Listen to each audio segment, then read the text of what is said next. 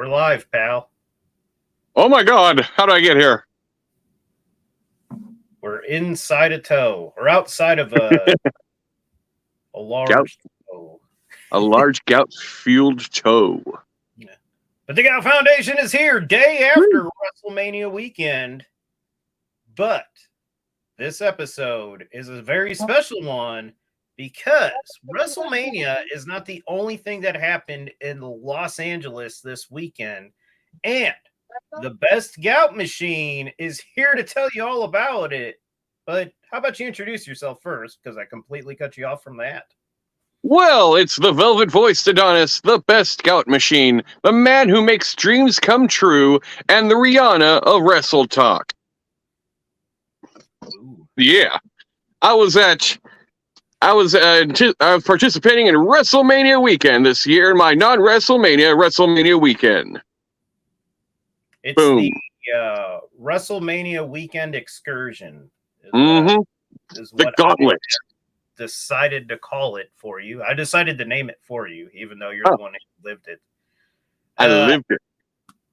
And we're going to go ahead and go old school, and we're going to do a slideshow for our large audience out there that is watching the show. The millions and millions. Oh, there I am. I'm so pretty. At Pandemonium Wrestling.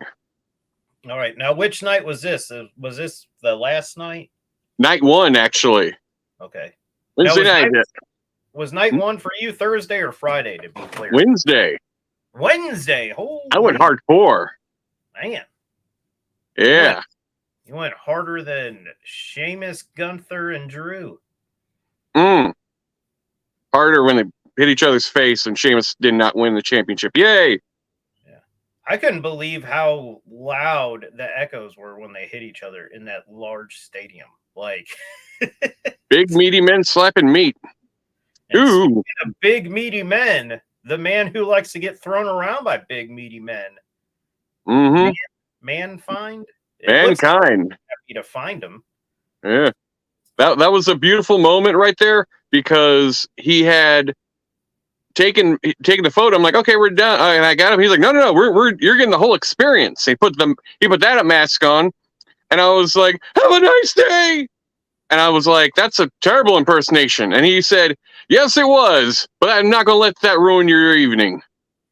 So then I'm betting he sent you to the very next booth who happened to be Dude Love. Like, yes. What are the chances? What are the chances? What are the chances? How were they going to be in this next to each other at WrestleCon? I had no idea he was even going to be a guest at WrestleCon. Oh, wow. So, man. Yeah, I don't remember seeing him advertised at all. So yeah, we spent 45 minutes just dancing. That's what I like to do when nobody's around. Just hey. Have mercy.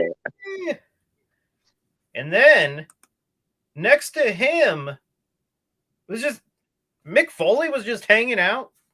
He wasn't even he was just chilling. I don't think he even knew where he was at. Oh. Yeah. Now, how did he feel about Mankind and Dude Love being stationed so close to him? Because a lot of people feel like they stole a lot of their stuff from Mick Foley's Cactus Jack gimmick. Between you and me, he pulled me to the side and he was like, what the hell are they doing here? Like, this is wrong how they get to be paid the big bucks and he's out here buying store brand Sprite at Walmart. Now, I'm wondering if he's getting any type of kickback or percentage of whatever they make for being there. I don't know if that. I don't believe he's getting a damn thing from Dude Love. Makes me ashamed that we danced for 45 minutes. The Charleston nonstop. Oh man, that is hardcore because I've tried doing that before and does not work. Does not work. My knees and calves were hurting pretty bad the next day. My knee. I got $1 million knees, just like Megan Thee Stallion. Oh.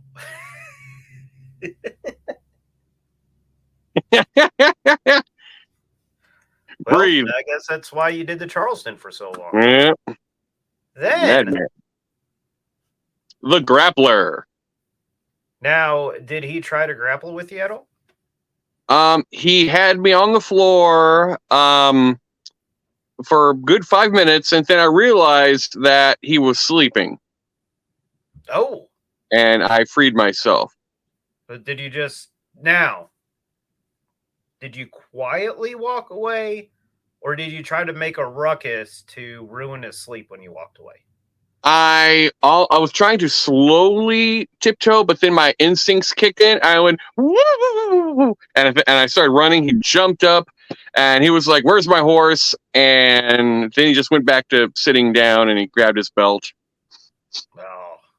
Into a Pacific Northwest championship, I believe. You almost got away with the grappler's belt. Mm-hmm. It is narcolepsy. If Narcolepsy almost won you a title. it wasn't for you meddling kids. Then after that, Alex Aurejantes. We funny story. I'm holding the actual Ring of Honor Tag Team Championship right there, and for a split second, I thought me and him were both the tag team champions. Oh, but we were not. He just was holding them. Okay, because from what I remember of AEW logic, I guess that doesn't extend to Ring of Honor, though, that if you actually have physical possession of a belt, you are a champion. But I guess it's not the same way in Ring of Honor. Not the same under the Tony Khan rule. And then at one point we were like, hey, they were like, does anyone here want a fresco? I was like, yeah, I want 3. 3 frescoes, please. I'm guessing he wanted 3 as well. He wanted 3 frescoes. He was very happy to get 3 frescoes. He was thirsty as hell. I would assume after drinking a fresco, you become more thirsty, as you described what a fresco was to me. It seems like they'd be so sour that you would need something to quench your thirst after. It's kind of like how hand sanitizer feels like it would keep your hands from being dry, but then your hands would become drier than what they were already dry. Yeah. So you put more in, and now you're even drier, even though it feels like it shouldn't be drier. And that's what it's like to drink a fresco. Okay. Now, one picture you gave me that I completely forgot to put in here was one of the new side plates that are on the Ring of Honor tag team titles. Now, I purposely left the picture out. We'll touch on it for just a half a second here, because I think this is something we will discuss in the future, just because of the tag team title match that happened at Supercard of Honor. Mm-hmm. But what did you think of the side plate on the title that has the Briscoes on it? I believe it was a magnificent honor and tribute to Jay, and the fact that they won the championship 13 times. I feel like one of the plates there should have included me for being a fan, but I'm not offended by that. But I think that's the most wholesome thing in the entire world, other than me. What about the fact that Ring of Honor clearly stole an idea that we came up with here on the Gout Foundation by saying that the Ring of Honor tag team titles should just be called the Briscoe belts? Mm-hmm. Mark Briscoe no longer can challenge for them with any partner, because the belts are now named after he and his brother. And it basically looks like they tried to go all in on that and then got cold feet at the very end. Tony Khan, I just think he watches the Gout Foundation, as the rest of America and the world should watch the Gout Foundation. Except for Ecuador. Ecuador. Yeah. What the fuck, Ecuador? What the hell you think you're doing, Ecuador, with your underwear? And speaking of Ecuador...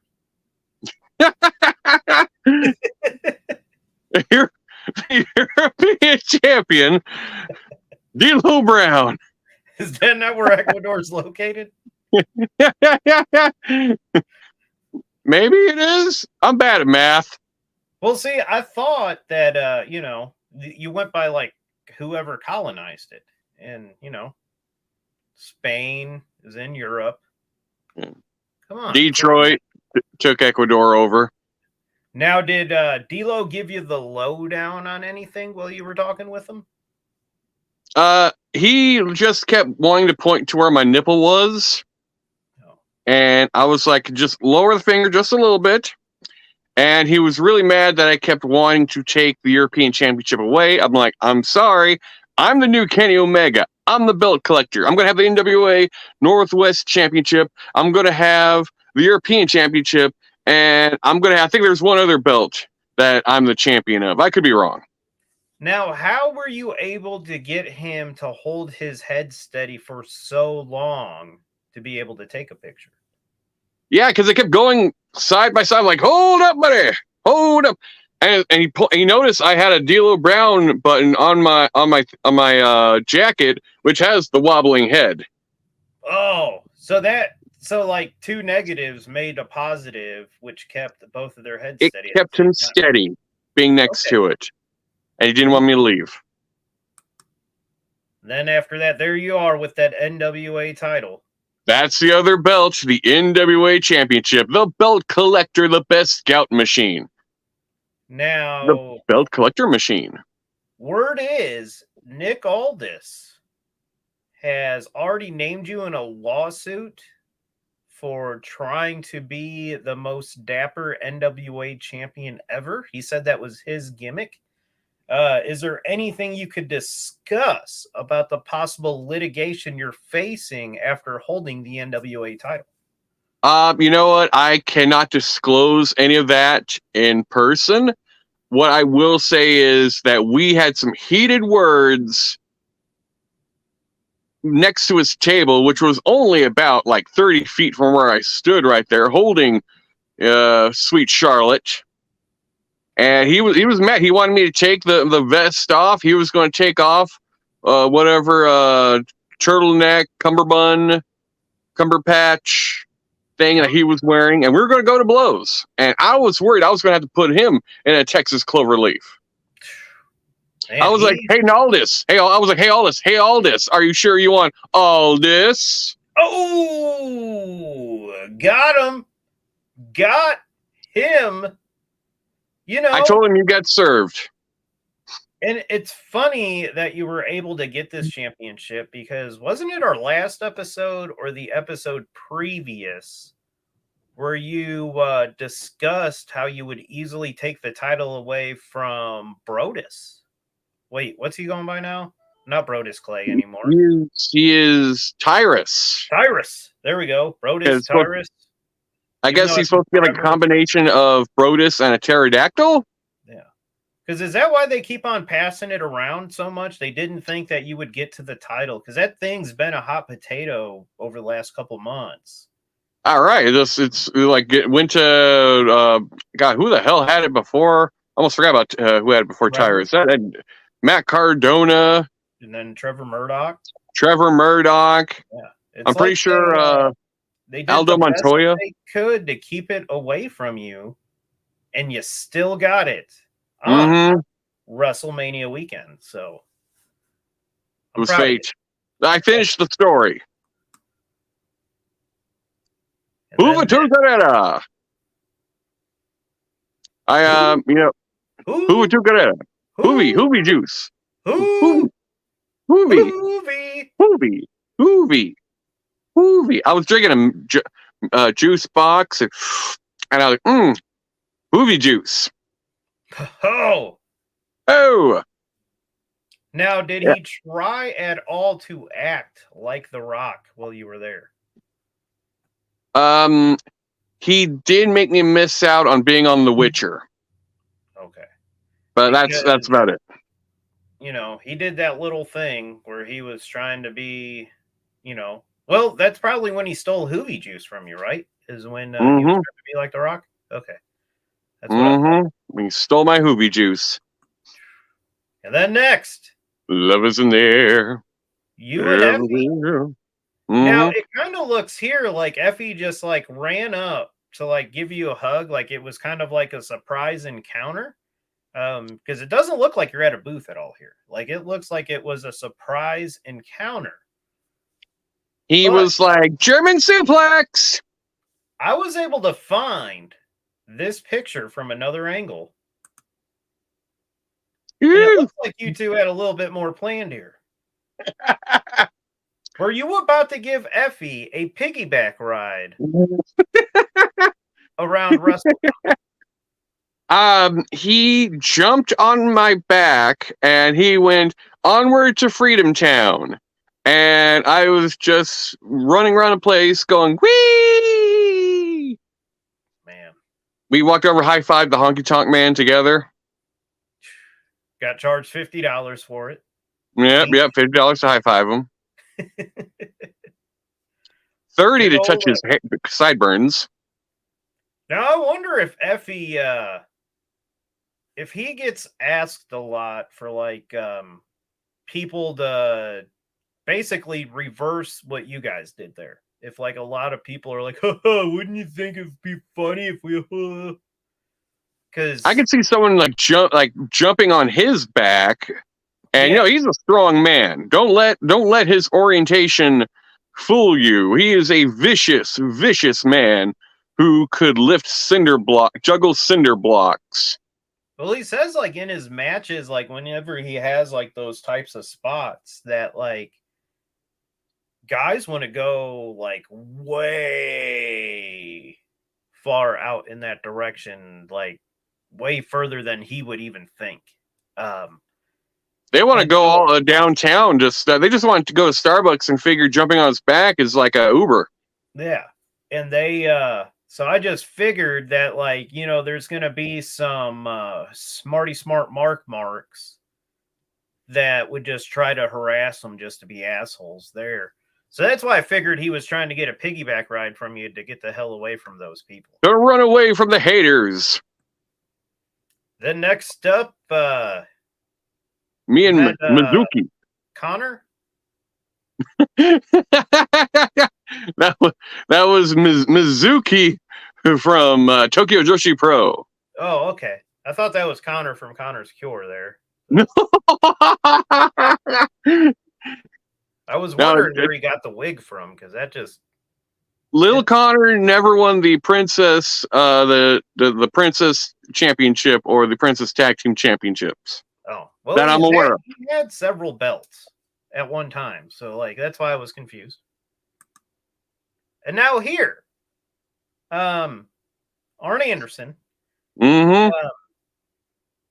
He seemed a bit confused when you asked him to throw up the 4 or something else. It kind of looks like he has his eyes on something, like you might have some type of information on him that he doesn't want to get out. So now he's trying to figure out the best way out of the situation. Or did he just not know what the 4 horsemen sign was? Actually, what I believe what happened was he looked at, well, 2 things. One, he looked to the side and he was like, shit, Tessa Blanchard is here. Ruins it for everybody. Ruins it for everyone. You know, she's always listening to the Chronic and quoting every word. Also, I think he forgot, you know, at this point in time, I think he's like, who's the 4 horse? He's like, who's the 4 horsemen? Who's this delicious man next to me? Do I got to get a gat out? Do I got to do I got to show them that I'm strapping? But at least there was a happy ending to this, because he did figure out how to throw up the 4 horsemen sign. Which on a side note, when it was all said and done, confused receptionist brought us each 4 frescoes. Oh man. So you're at 7 frescoes. So you're 7 frescoes in at this point. And this isn't even counting like your pre-game fresca. How are you feeling from a hydration standpoint, and how are you feeling as a mouth puckering standpoint? Oh, at one point, I have no photo proof of it, but 6-man tag team champion Brian Cage thought I was trying to kiss him. Oh, so I was just like, See, I And like I picture said, you looking like SpongeBob when he gets dried out.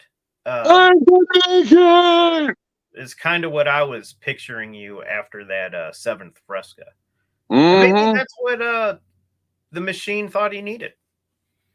Some kiss. Some wet kisses for me. Yeah. Now, did Anderson have to pull the Glock on you to get that belt away from you? You know, he didn't fully pull it out, but he did lift his shirt a little bit, and all I saw was hair and gat. You could actually see the bulge of the top of the pistol right there Mm-hmm. on his sweatshirt there. So, all right, I Yep. see it. Boys in the hood. Then, damn. Damn! Look at that fist. Who is that? Little Richard, right? Woo! Oh, obviously it was Hacksaw Butch Reed. Wait, the other guy from Doom, Ron Simmons. You know what's funny? You saying that. In your opinion, I know this is completely off base. We're going over your WrestleMania weekend excursion, but now that like we have like kind of a segue to this, in your opinion, because you did watch Mid South, correct? Like a pinch. Hacksaw Butch Reed, Mm-hmm. Ron Simmons. Who had the better career and who was more over? Teddy Long. Yeah. No, Ron Simmons, bar none. Because Hacksaw Butch Reed after 1992, I never heard him say damn. Well, because he had accomplished everything. Yeah, I heard he owned a McDonald's franchise, which didn't. You know, he wasn't out drunk all the time, just throwing bars. Like this fella here. Good Christian boy. I believe Jim Ross's favorite wrestler is Ron Simmons. Damn, really? Yeah. I don't know. It's just, if you ever get a chance, go back and listen to how Jim Ross speaks about Ron Simmons. And you could compare it to the way that Jim Ross talked about Dr. Death. But there's not very many other people that like, even Steve Austin. You don't hear, like, you hear a sincerity in Jim Ross's voice, but not as much when he's speaking about like Ron Simmons, Dr. Death, Butch Reed, actually. Funny enough, those are the guys, in my opinion, that Jim Ross, it has to be his favorite wrestler. I've almost done a video, no joke. I've honestly done was going to do a video about how Jim Ross talks about Dr. Death, because I watched the old footage and I'm like, dear God, you want to ask Dr. Death Steve Williams out to prom? Yeah. Yeah, you should. Even in Mid South, it was like a whole thing. And then I was going to do a video about Jim Ross and be like, you know, you always have that one friend at a party that when you bust a bag out, you hear, it's Kane! It's Kane! What the hell? Because, you know, I was doing some blow and saw a Jim Ross video when Kane came to the ring and destroyed everybody. And he kept on screaming, it's Kane. Kane's going to destroy. That's going to be Kane. Kane will destroy your life. Oh my God, that would took me way too long to pick up on that. Oh my God, I just got it. You thought I just really had Kane at my party? My virginal ears. My virginal ear holes. Did you not have the devil's favorite demon at your parties when you were a teenager? I was the biggest, nerdiest good boy you could ever. I was a parent's dream. Yeah, I was the exact opposite. Like when we go home, like when I go back home to visit, people are like, "You're alive still?" Like, I see that you have a Facebook, but I just thought that was like a cover. Like, it's really you. Like, yep. And then, like, when people see me in a sweater vest, they don't like. When my best friend came down for my wedding, to be in the wedding party. The only reason why he did so was to take pictures to prove to other people that I was still alive and that I was Wow. wearing a suit. So, Oh, I was like a dork, I don't understand how. right? You'd think I'd be like the biggest party animal, madman. Everyone loves me. The world at my feet. Here's 20 kilos of cocaine.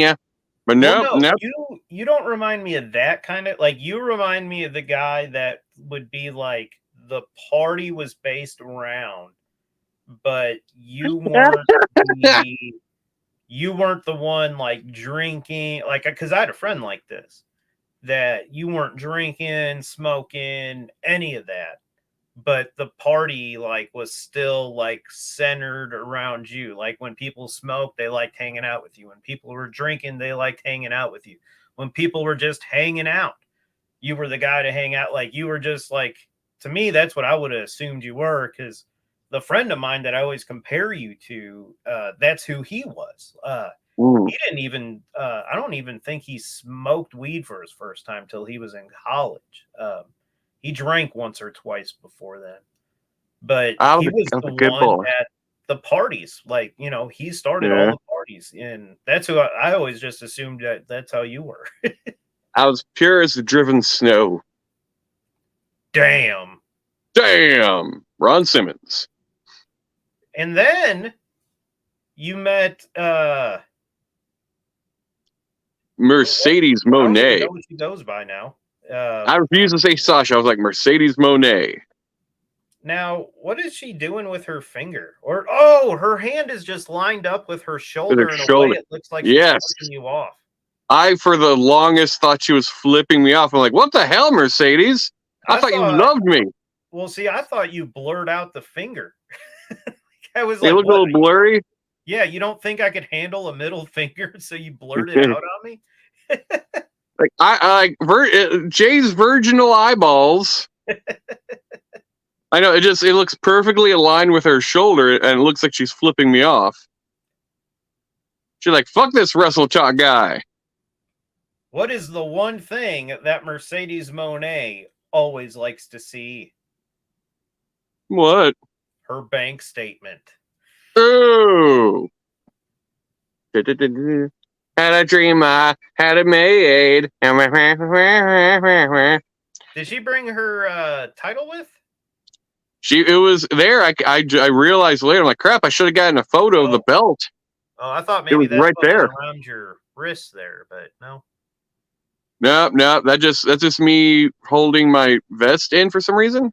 Right, Hyper. now, Wait, who do you think this is? so just because of the mask is what gives it away. This has to be, I forgot his name, the guy that eliminated himself from the Royal Rumble. Mil Mascaras, right? This is Mil Mascaras. He lost a lot of weight, got the sex change operation, and became Japanese. Oh, see, I just thought he lost. When you get older, naturally you lose a lot of weight. So I thought that's all that happened to him. That is Hyper Mystic from Toshio Joshi Pro. Oh. Or it is Mil Mascaras. Man, that really, because the mask, the face, the facial structure, the way that her middle finger just kind of curves, just like Mil Mascaras's did. Oh my lord! I really thought it was him. The I arthritis fingers. When I put this together, I really analyzed this picture, thinking it was him. I thought he just lost a lot of weight, but it ends up being what was it? Super Unicorn Pro Ninja. Hyper Mystic. Hyper Mystic Moon Ninja. Yes. And then you met the man that was warned he'd be low on the card. Wardlow. Now, look at Smolder. Did you happen to tell him about me calling him a moron for leaving his bags unattended in a car in San Francisco, considering that's the smash and grab capital of the world? I forgot to mention that. I forgot to tell him that about how that skanky outfit that he wore during Revolution made my caused my wife to spend 15 minutes going woo. And but I did tell him that I did because the way he was his smolder, I was like, "Damn, dude, you got to do that for all your photos, man." And I told him, "Well, I get it because you're a sensual demon." He thought that was, and that's I legitimately told him that, and he laughed. He seems like somebody. I feel bad for him because he seems like somebody that, like, you know, like when you go to the gym and you see like those gym bros that like all they think about is pumping iron, and if you're on the treadmill too long or whatever that machine is where you push weight around, like they would get mad. Like he seems like one of the dudes that would be like, "Hey, how about I spot you so you can get done a little bit quicker so I can do my exercise, and then while you cool down, you could help me do my exercise, so then you could be working out a little." Like somebody that would actually he seems like the nicest gym bro ever. He seems, I feel like he would like hang out with like a fat dude.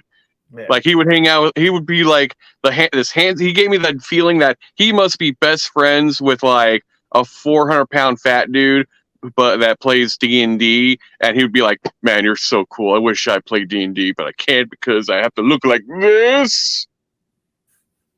The funny thing is, that's probably the truth. It probably is. We exchanged numbers. And then you met Orange Cassidy. No, he looks a little different in person. I know did he lose weight, or the jacket looks a bit loose on him? Man, I tell you, man, I don't know what he's on. I don't know if he's on the keto, but man, look, that is a sex machine right there. It's because of those 15-minute matches every Wednesday, and looking good. The hair is on point. Ooh, I wish he would go with that look on Dynamite. Actually, right? Looking pretty good there. Steadily McSteadily. Did he give you any pointers? I was like, what did you do to get to this peak of manliness? And he looked at me dead in the eye. He took his sunglasses off, and he went, He did. It looks like he did grow about 4 or 5 inches, though. So vertical and horizontal. Yeah. So whatever he lost horizontally, he grew vertically. Good to know. Oh yeah, let me phrase it. He grew tall. It squeezed. Also, like, you know, it's like a sausage. Orange Cassidy is like a sausage. Like a sausage. Yeah. All right. Then next, almost. Yeah. John Moxley. Yeah. And it's looking like you ran into him outside of a hardware store? We're outside of an Ace Hardware.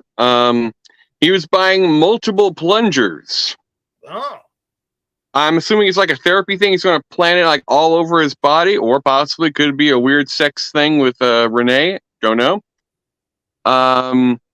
I was just going to plunge them all to a board and body slam on it because, you know, he thought body slamming a guy on cans was cool. And what's cooler than body slamming a man on cans? Body slamming a man on plungers. God bless America. And I was like, "Can you take a photo with me?" And he was like, nothing. He just started bleeding. Man. Luckily, that's why he pulled the sunglasses up.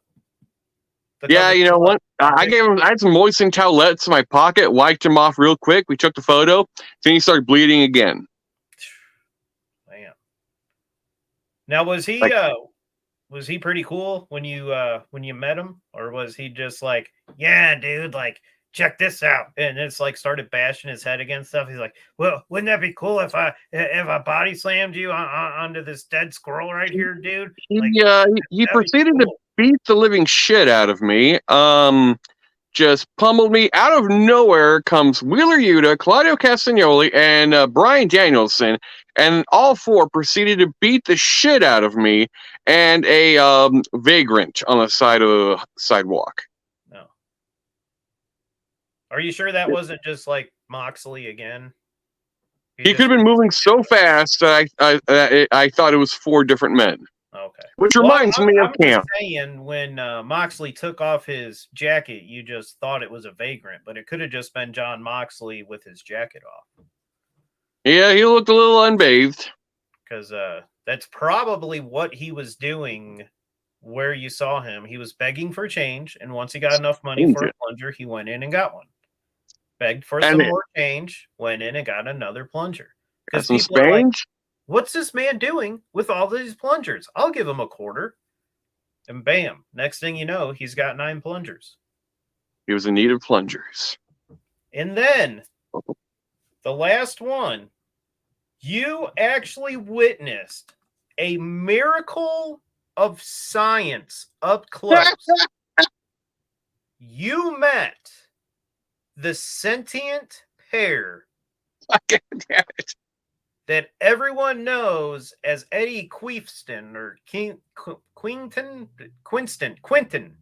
Eddie Quinston, but whatever his name is. It's the pair that walks and talks. He does a good job of mimicking his friends. But I'm just saying, like, why would you stop this man? What would it have been? Like, there's no reason for this thing to even exist. It just flops its legs out there, says some cuss words, thinks it, like, why is this thing even existing? You know, it just... You know, just sitting there looking sexy as hell. And I was like, what up, yo? I love me some pears. And we took a photo together, and, you know, dreams came true. You know, and you know, I took a bite because I love me a pear. Took a big old bite out of Eddie Kingston right there. You know, tasted like nice Yonkers pear. You know, and he was just, he seemed so happy to see me. And who wouldn't be happy to see me? I'm just a legend in this world of wrestle talk and the wrestling community. You know, who doesn't love themselves some gout, you know? And if you eat enough pears, you won't have gout. You know what I'm saying? You might get yourself a Twitch channel, but you won't have gout. Brian Malone said it right once long ago when he said, stop nibbling at my bits.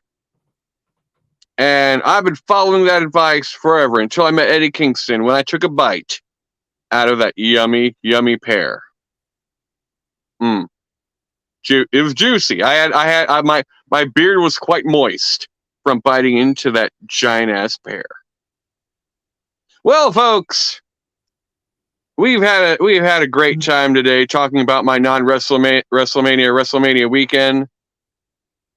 Jay is just he just exploding with love and joy right now, and you know, it's been an experience that I'll never forget. One of the greatest weeks of supernatural wrestling love, and I've been just lactating nonstop this whole time, and I don't know what to say. I was going to say I can't wait for next year, but it's not coming to California next year. It'll be in Pennsylvania. Who the hell wants to go to Pennsylvania? The water is disgusting, and you'll die.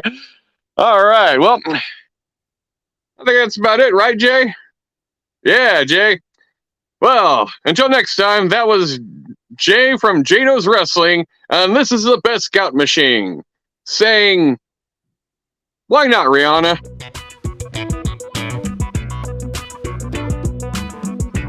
Oh, na, na. What's my name? Oh, na, na.